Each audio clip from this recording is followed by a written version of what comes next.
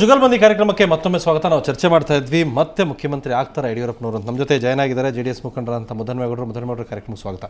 ಹಾಗೆ ನಿಮ್ಮ ಜೊತೆ ಮಾತಾಡೋದಕ್ಕೆ ಮೊದಲು ಶಿವಳ್ಳಿ ಅವರು ನಮ್ಮ ಜೊತೆ ಇದ್ದಾರೆ ಹುಬ್ಬಳ್ಳಿಯಿಂದ. ಶಿವಳ್ಳಿ ಅವರೇ, ಯಡಿಯೂರಪ್ಪನವರು ಮತ್ತೆ ಮುಖ್ಯಮಂತ್ರಿ ಆಗ್ತಾರಾ? ಅದ್ರ ಜೊತೆಗೆ ನಿಮ್ಮ ಹುಬ್ಬಳ್ಳಿಯಲ್ಲೇ ಒಂದು ಸಮಾವೇಶ ಇಟ್ಕೊಂಡಿದ್ದಾರೆ 11ನೇ ತಾರೀಕಿಗೆ.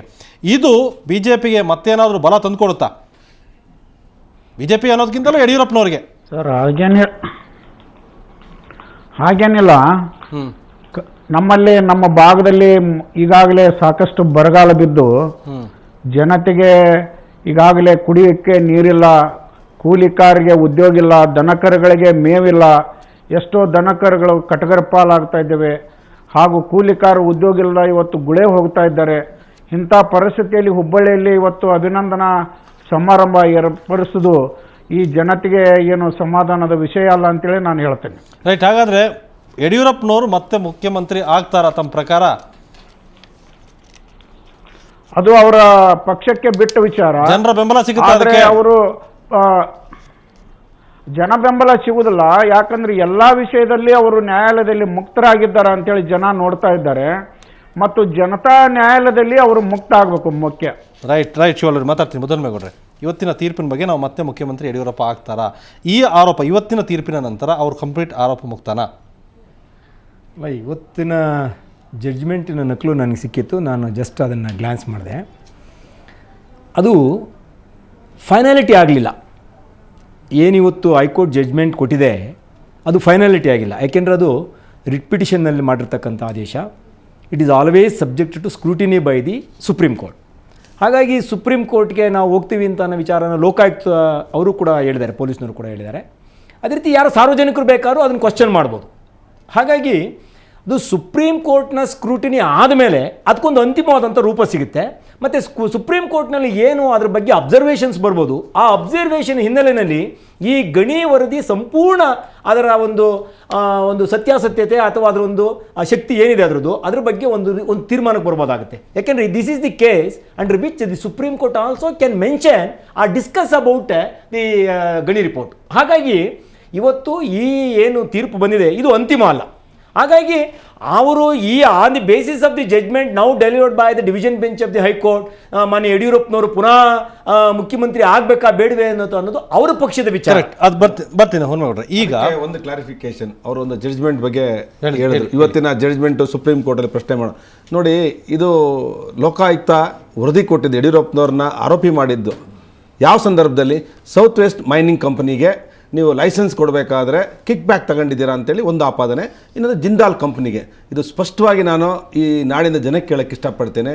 ಸೌತ್ ವೆಸ್ಟ್ ಮೈನಿಂಗ್ನ ಲೈಸೆನ್ಸ್ ಕೊಟ್ಟಿದ್ದು ಕುಮಾರಸ್ವಾಮಿ ಮುಖ್ಯಮಂತ್ರಿ ಆಗಿದ್ದಾಗ. ಜಿಂದಾಲ್ ಕಂಪ್ನಿಗೆ ರೆಕಮೆಂಡ್ ಮಾಡಿ ಕೇಂದ್ರ ಸರ್ಕಾರಕ್ಕೆ ಕಳಿಸಿದ್ದು ಕುಮಾರಸ್ವಾಮಿ.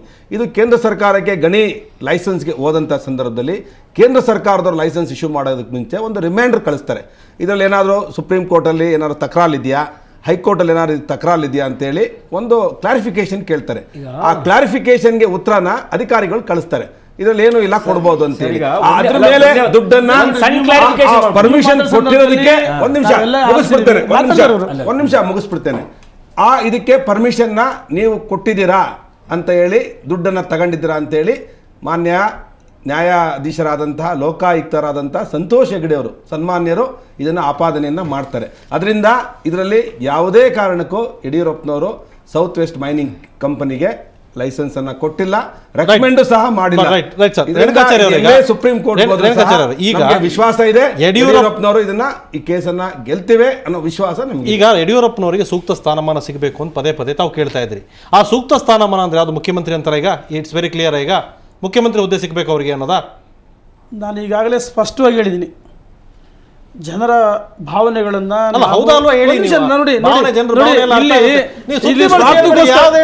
ಒಂದು ವಿಷಯ ನಾನು ಹೇಳ್ತೀನಿ, ಇಲ್ಲಿ ಸ್ವಾರ್ಥಕ್ಕೋಸ್ಕರ ಅಲ್ಲ, ಅವರು ಮುಖ್ಯಮಂತ್ರಿ ಆಗಬೇಕಾ ಅಷ್ಟು ಹೇಳಿ ಸಾಕು. ಈ ರಾಜ್ಯದಲ್ಲಿ ಒಂದು ನಮ್ಮ ಸಂಘಟನೆ ಇನ್ನೂ ಬಲಿಷ್ಠ ಆಗಬೇಕು.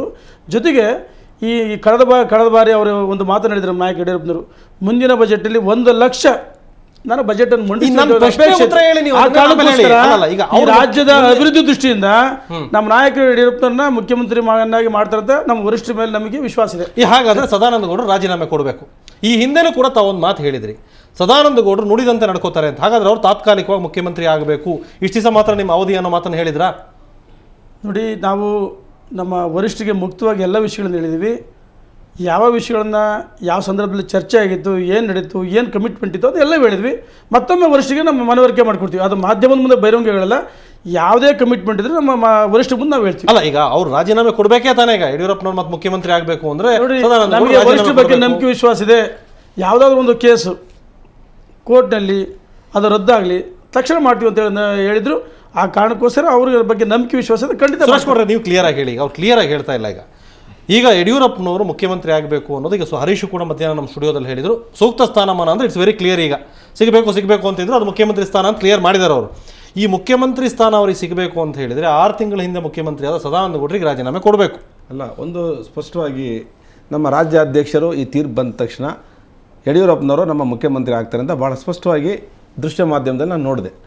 ರಾಜ್ಯಾಧ್ಯಕ್ಷರೇ ಹೇಳಿದ ಮೇಲೆ ನಮ್ಮದೇನಿದೆ, ಅದನ್ನು ನಿರ್ಧಾರ ಮಾಡೋದು ರಾಜ್ಯಾಧ್ಯಕ್ಷರು ಮತ್ತು ನಮ್ಮ ದೆಹಲಿಯ ಹೈಕಮಾಂಡ್ ಅವರಿಬ್ಬರ ಮಧ್ಯೆ ಡಿಸೈಡ್ ಮಾಡ್ತಾರೆ. ನಾನು ಇಲ್ಲಿ ಕೂತ್ಕೊಂಡು ಜನಗಳ ಮುಂದೆ ಹೇಳಿದ್ರೆ ನಾನು ಹೇಳ್ದಂಗೆ ನಡೆಯುತ್ತಾ?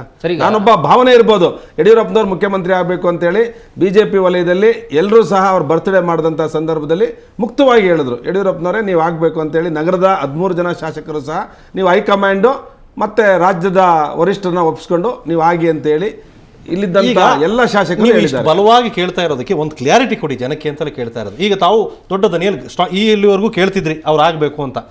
ಈಗ ನೀವು ಹೇಳ್ತಾ ಇದ್ರಿ ಯಾವ ಕಾರಣಕ್ಕೆ ರಾಜೀನಾಮೆ ಕೊಟ್ಟರು ಯಡಿಯೂರಪ್ಪನವರು, ಆ ಕಾರಣ ಹೈಕೋರ್ಟ್ ತೀರ್ಪೇನು ಹೇಳಿದೆ, ಇದಕ್ಕೆ ಕಾರಣ ಇಲ್ಲ ಅಂತ ಹೇಳಿ. ಅಂದರೆ ಅವ್ರು ಆಗ ರಾಜೀನಾಮೆ ಕೊಟ್ಟಿದ್ದು ಆ ಕಾರಣಕ್ಕೆ ತಾನೇ, ರೇಣುಕಾಚಾರ್ಯ ಅವರೇ.